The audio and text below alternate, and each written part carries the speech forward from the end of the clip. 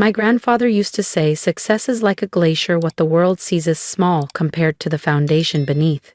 I never truly understood his words until I became that glacier myself. I'm Lena Morales, and this is the story of how I went from being the embarrassment of my sister's glamorous world to watching her carefully polished image fracture in one unforgettable night, from a walk-up apartment above my family's Cuban bakery in Miami's Little Havana. I learned what sweat equity meant before I even hit double digits. By age 9, I was prepping pastry boxes and memorizing regulars' names. By 13, I was tracking inventory and catching accounting errors my uncle missed. Leo con estos números, my grandfather would call out, waving a sticky notepad. I'd hop over, eager to dive in. We're spending too much on guava puree, I'd note. But if we bulk order with the cafe across the street, he'd chuckle, tapping my forehead. Business brain on a child's shoulders, he'd say. You'll make something big, mate. While other kids played soccer, I ran margins and read about scalable operations. My parents worked sunrise to midnight to fund my scholarship at NYU. I owed them more than just good grades. At 23, I built a data-driven microloan platform that gained traction in immigrant communities. By 28, it became a multi-million-dollar venture, Solera Capital. Still, I kept quiet, preferring the shadows. That's when I met Ryan.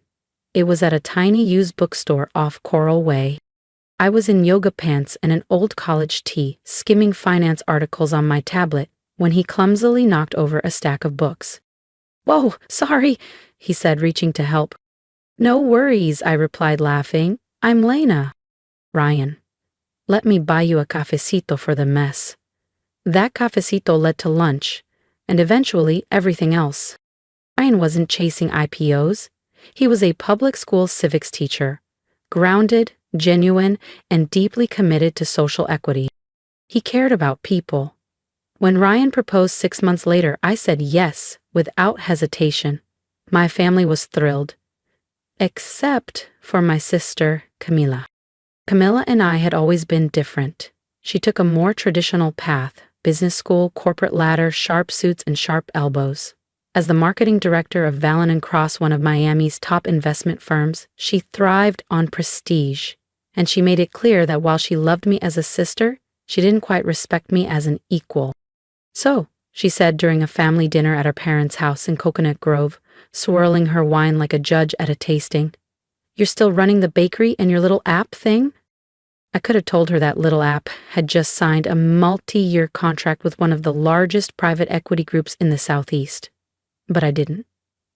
Maybe I was still holding on to the quiet satisfaction of being underestimated. "I'm still involved in both." "Yeah," I said, sipping my cafecito.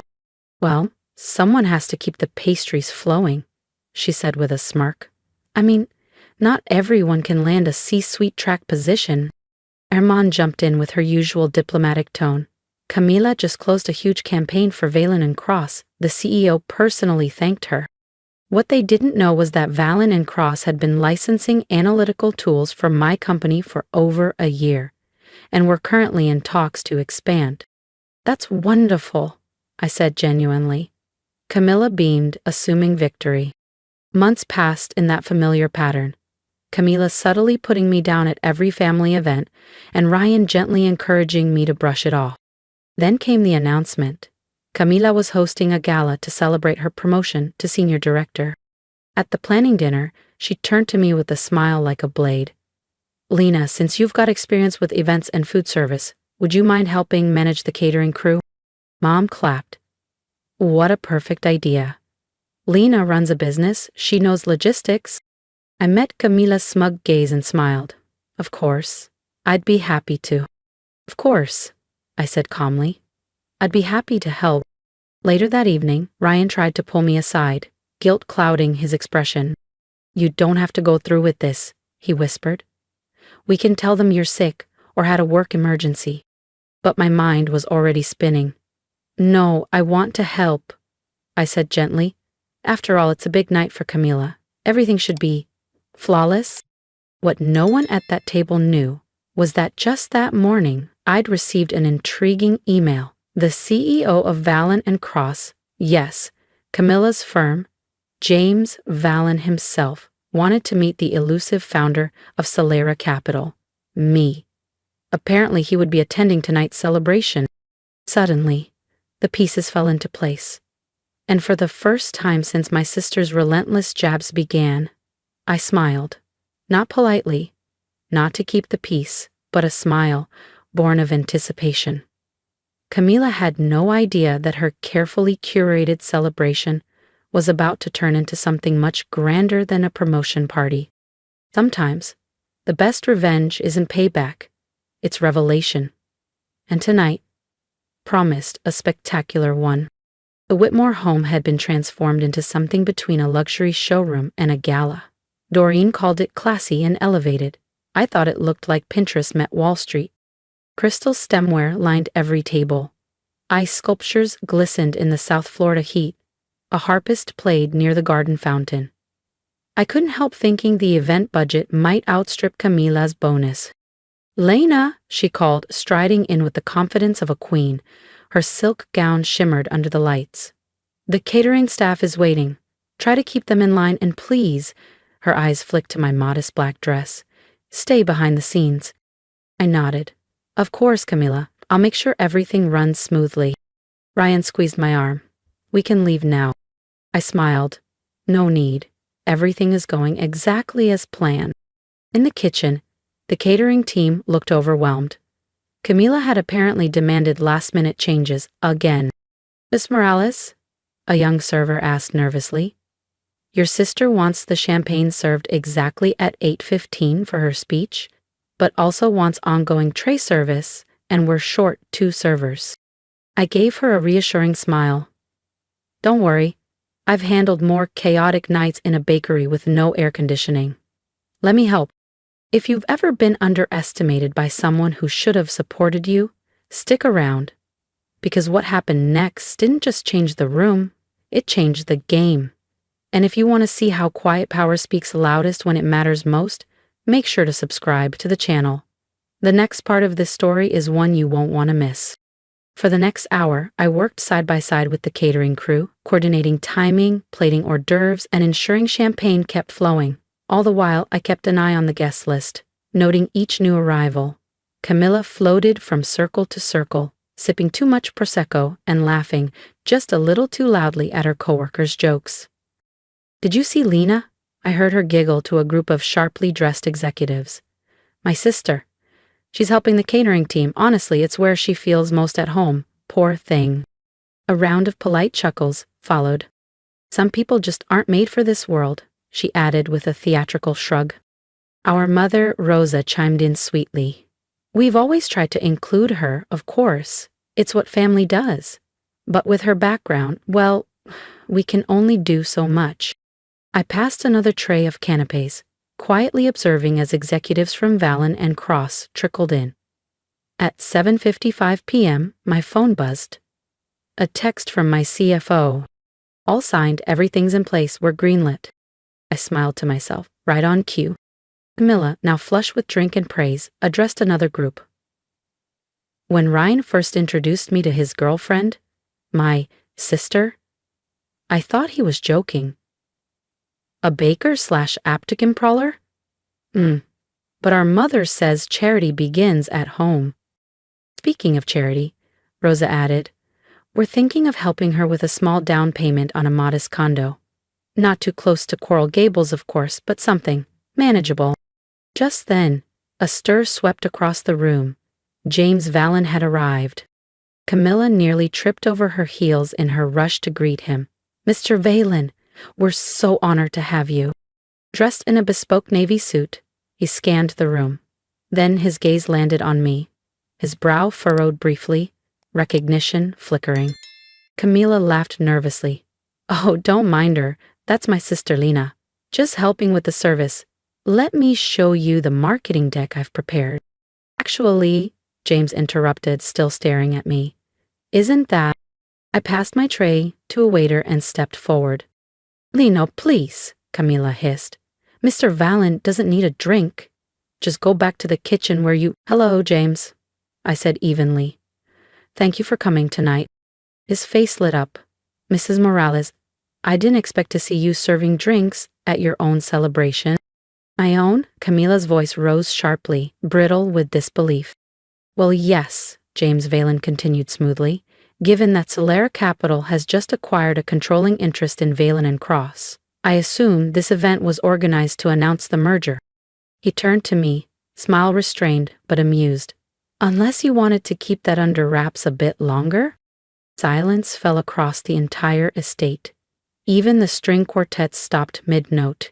You could hear the clink of ice in untouched glasses. Camila's flute of Prosecco slipped from her fingers, shattering across the marble floor. There must be some mistake, she stammered.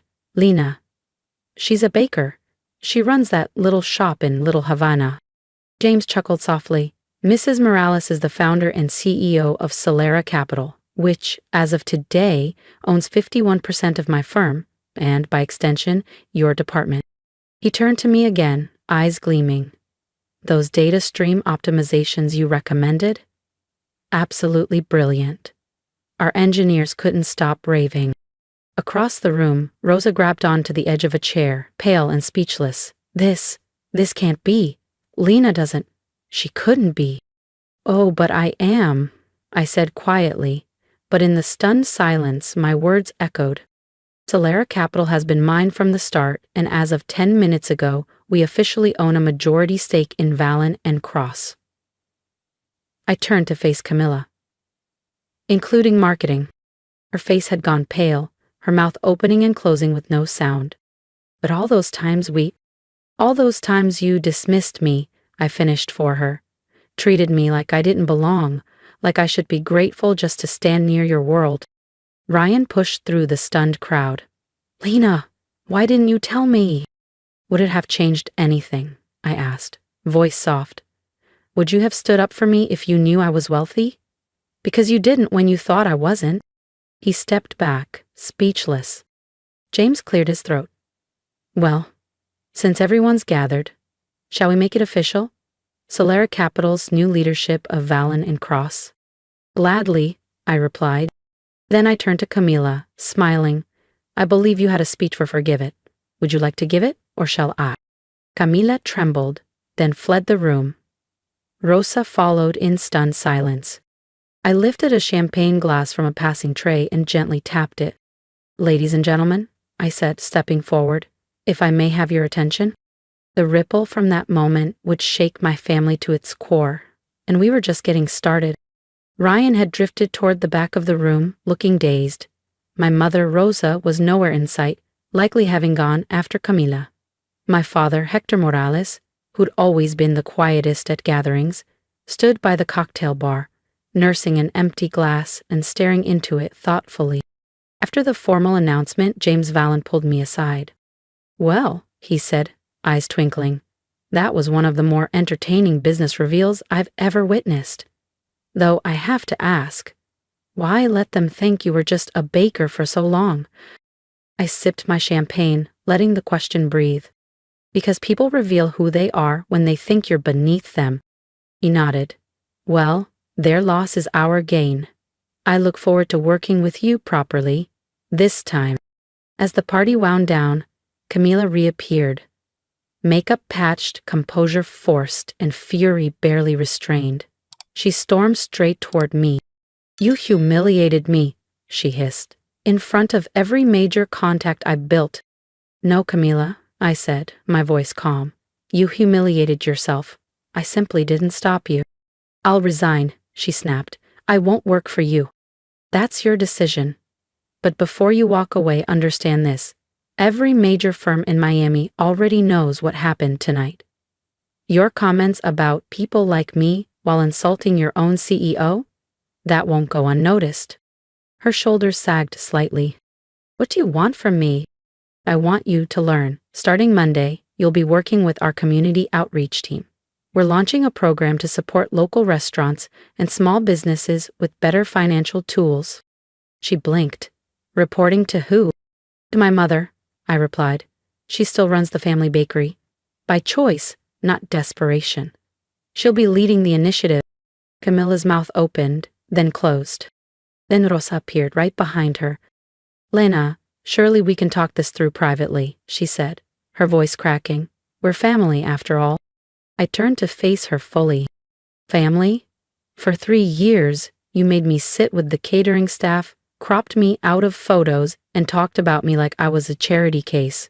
When, exactly, did I become family? We didn't know, she murmured, that I had money. That's the point. You assumed I wasn't worth respect because you thought I was poor. That's when Hector stepped forward, setting down his glass. Everyone turned to look. She's right, Rosa. We've treated her terribly.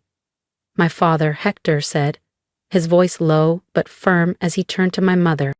I sat by, he continued, looking at me now, and watched our values decay into pride, prejudice, and shallow appearances. Maybe it took this to wake us up. Finally, Ryan stepped forward. The room had emptied, leaving only the family and the wreckage of assumptions.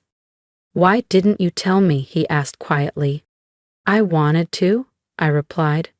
So many times. But every time you stayed silent while your family mocked me, I realized something. If you couldn't respect me as a baker, then you didn't deserve to know me as a CEO. I love you, he said, desperation thick in his voice. Love without respect isn't love that lasts, Ryan. Every time you let your family treat me like less than human, you revealed what our relationship was really worth. I can change, now that I understand. I looked at him, unmoved. Now that you understand I'm rich, that's not growth, that's adaptation. I slipped off my wedding ring and placed it on the edge of the marble table. I filed for divorce last week. You'll be hearing from my attorney. Lena, please. I turned to Camila. I'll be meeting with Valen and Cross's board tomorrow, but you'll be reporting to my mother at the bakery on Monday. She doesn't tolerate lateness. Then I looked at Rosa. The estate looks lovely tonight. You should enjoy it while you can. Her eyes narrowed. The bank approved my bid this morning. It's now the Morales Foundation for Opportunity, our new nonprofit headquarters for training and uplifting Florida's service workers. Their stunned expressions were priceless, but I didn't linger. Outside, the warm breeze brushed past me as my phone buzzed. Coming to the bakery for late dinner? Your father made your favorite. I smiled. Be there in 20. 20 minutes later, I was back where it all started, at my parents' bakery, eating empanadas and laughing about the evening's chaos. People like that, Mom said, shaking her head. They need hard lessons. Success without humility, Dad added, is like sugar without yeast, looks sweet, never rises. As I helped close up, yes, the CEO of Solera Capital still wipes counters, I thought about the journey. The little girl who once counted coins now counts capital in billions. But my true wealth? It's always been respect, integrity, and the courage to know my worth. If my story reminded you of your own journey, of being underestimated, dismissed, or told you weren't enough, I'd love to hear from you. Share your story in the comments. Let's build a space where quiet strength is celebrated. And if you believe that respect matters more than status, that success without humility means nothing, subscribe and stay connected. I built my empire brick by brick, but it started with knowing my worth. My advice? Never let anyone else define your value. Keep building, even when no one's watching. Especially then, because that's when character, not just success, is truly made.